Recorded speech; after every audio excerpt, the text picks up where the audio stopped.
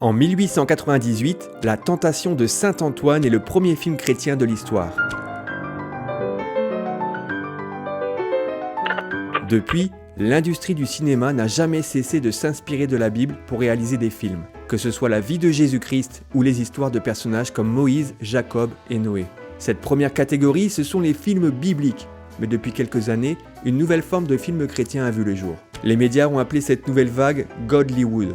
Ce sont des films inspirants qui parlent de la famille, des épreuves, du courage. Il y a aussi des biopics qui racontent l'histoire de personnalités. Bref, de manière générale, ils traitent du quotidien de ce que peuvent vivre les chrétiens. Dans cette vidéo, je vais vous partager quelques films qui sont sortis récemment et qui valent le coup d'être regardés. N'hésitez pas à me dire en commentaire quels sont les films chrétiens qui vous ont le plus marqué ces dernières années. The Forge. Le film se déroule dans la ville de Charlotte en Caroline du Nord. Un an après avoir terminé ses études secondaires, Isaiah, 19 ans, tue le temps entre le terrain de basket et sa console de jeux vidéo. Mis au pied du mur par sa mère, il finit par trouver un emploi de manutentionnaire. Son patron le prend alors sous son aile et se charge personnellement de son éducation spirituelle. Progressivement, les prières de sa mère et l'enseignement biblique de son mentor permettent à Isaiah d'entrevoir le futur comme il n'aurait jamais pu l'espérer. The Forge est une œuvre qui explore la croissance personnelle, la foi et l'importance des mentors dans la vie des jeunes adultes. Il s'inscrit dans la continuité des films des frères Kendrick, comme War Room, offrant une narration inspirante et des personnages attachants. Seigneur, tu as vu ce qu'elle a fait pour moi. T'as entendu les prières qu'elle a faites pour moi. Et t'as vu ce qu'elle a traversé, Seigneur. C'est pourquoi je te demande de la bénir. Unsung Hero. Unsung Hero n'est autre que le biopic de la famille Smallbone, et dans la famille Smallbone, il y a les frères du groupe For King & Country, mais aussi la chanteuse Rebecca St. James. Au début des années 90, David Smallbone, producteur musical australien, fait face à des difficultés financières qui le contraignent à fermer son entreprise. Avec sa femme Hélène et leurs 6 enfants, il décide de quitter Sydney pour s'installer aux États-Unis, espérant y trouver de meilleures opportunités.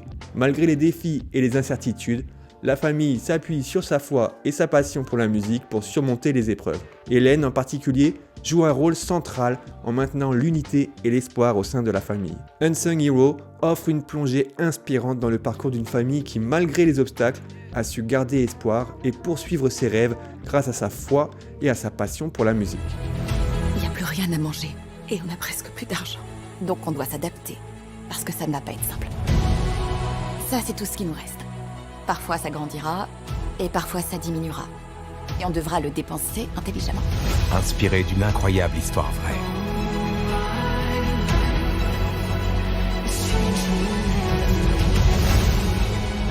Plus j'y pense, plus je me dis qu'il a peut-être raison. Et peut-être que je suis pas faite pour chanter. Peut-être que tu préférerais chanter tes propres chansons. Découvrez l'itinéraire d'une famille. Ce sera dangereux et terrifiant. Partie du bas de l'échelle Mais on ne renoncera jamais. On n'abandonne pas. jusqu'au succès. Et quel que soit ton rêve, je sais que tu le réaliseras. Je vous demande d'accueillir ma grande sœur. Mon rêve, c'est seulement d'être comme toi, depuis toute petite.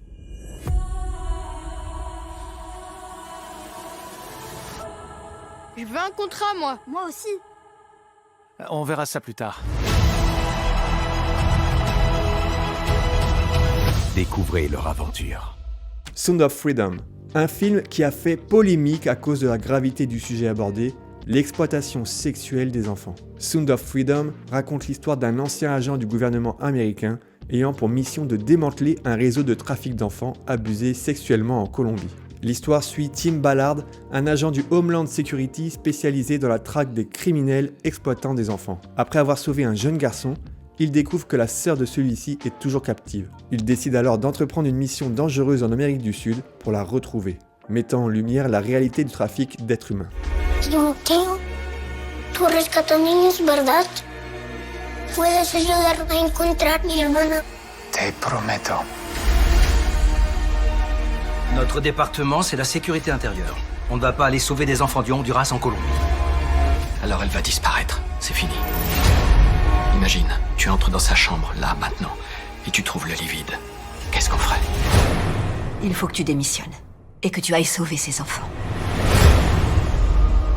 En ce moment même, elle peut être dans l'immeuble voisin, comme elle peut être à Moscou, à Bangkok, à LA.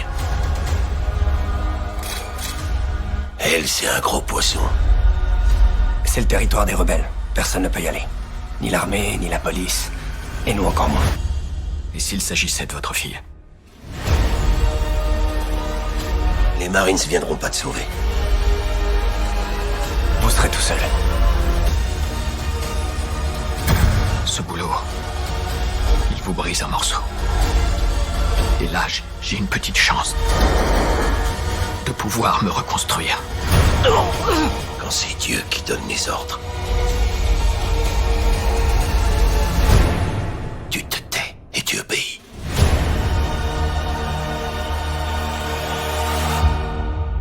Je pense que c'est le bon moment pour vous parler de la plateforme Sage+, un endroit où vous pourrez retrouver des films chrétiens, d'inspiration chrétienne ou portant des valeurs chrétiennes. Une plateforme où vous pourrez d'ailleurs regarder le film Sound of Freedom. L'offre découverte est à 8,99€ par mois sans engagement. Je vous mets un lien dans la description de la vidéo.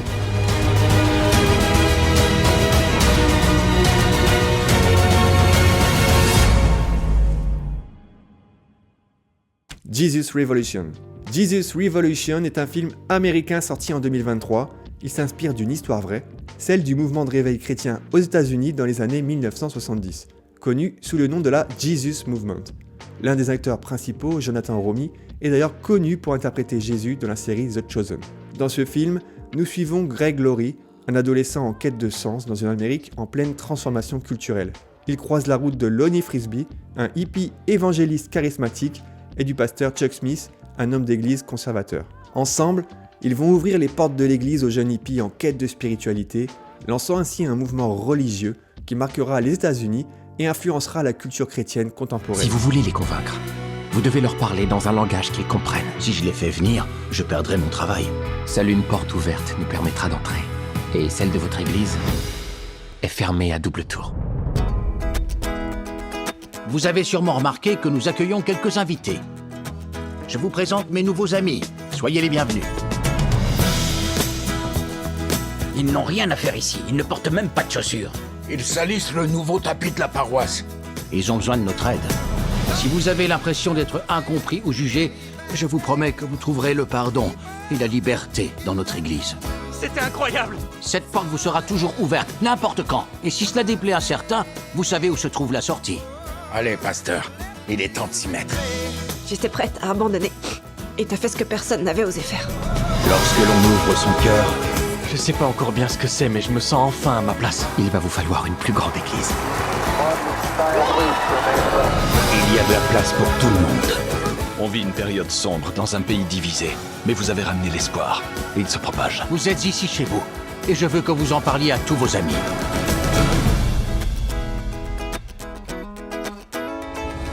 Fathers 2.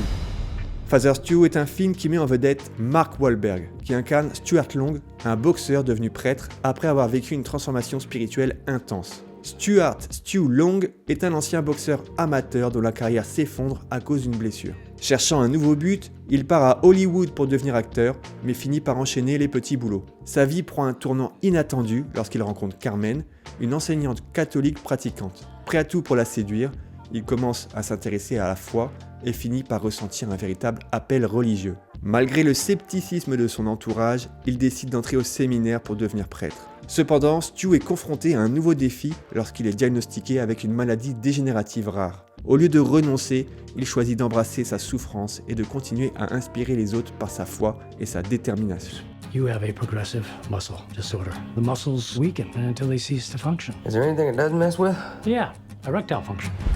I'm trying to be a priest, pal. We shouldn't pray for an easy life, but the strength to endure a difficult one.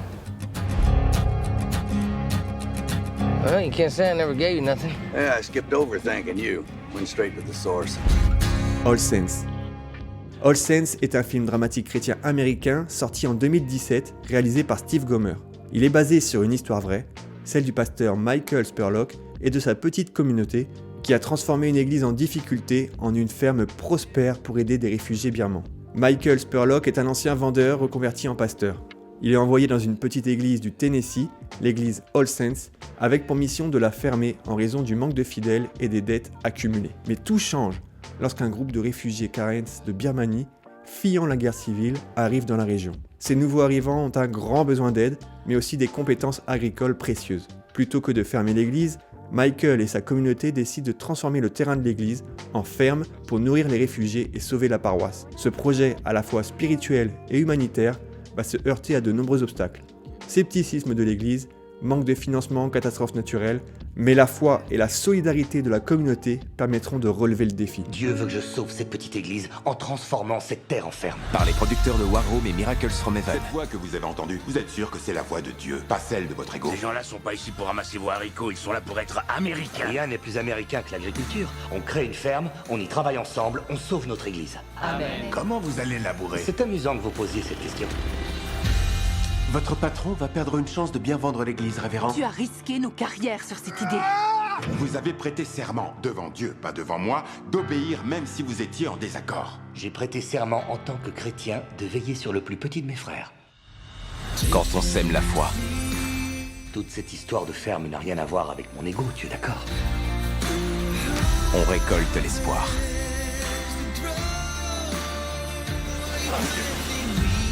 Je croyais connaître la volonté de Dieu. Est-ce sa voix que j'avais entendue ou simplement la mienne? On repart à zéro maintenant. J'ai quelque chose à te montrer. On ne repart pas à zéro. On a accompli beaucoup déjà.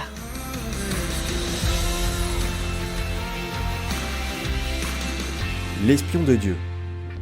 L'espion de Dieu est un film biographique belgeo-irlandais réalisé par Todd Kormanicki, sorti en 2024. Le film retrace la vie de Dietrich Bonhoeffer, un pasteur luthérien et théologien allemand impliqué dans la résistance contre le régime nazi. Dans les années 40, alors que le monde est plongé dans la Seconde Guerre mondiale, Dietrich Bonhoeffer est confronté à un dilemme moral majeur. Profondément attaché à sa foi et à ses convictions, il s'oppose fermement au régime d'Adolf Hitler. Son engagement le conduit à participer à un complot visant à assassiner le Führer, mettant ainsi en jeu sa vie et sa foi. Dieu a envoyé un prophète à l'Allemagne, un vrai sauveur! Notre silence, en réponse au mal, constitue un mal en soi. Les mots n'ont plus aucun sens, Dietrich. Ce sont des potences, des balles. Après cela, il sera impossible de faire marche arrière. Dieu nous pardonnera-t-il si nous passons à l'acte? Nous pardonnera-t-il si nous choisissons de rester les bras croisés?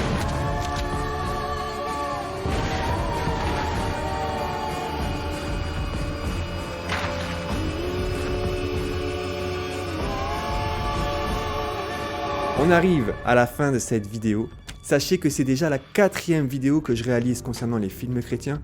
Vous pouvez retrouver toutes les autres sur ma chaîne YouTube. Si vous avez apprécié le contenu, vous pouvez bien sûr me soutenir en likant, mais aussi en vous abonnant et en activant la cloche. Je vous dis à bientôt. Ciao!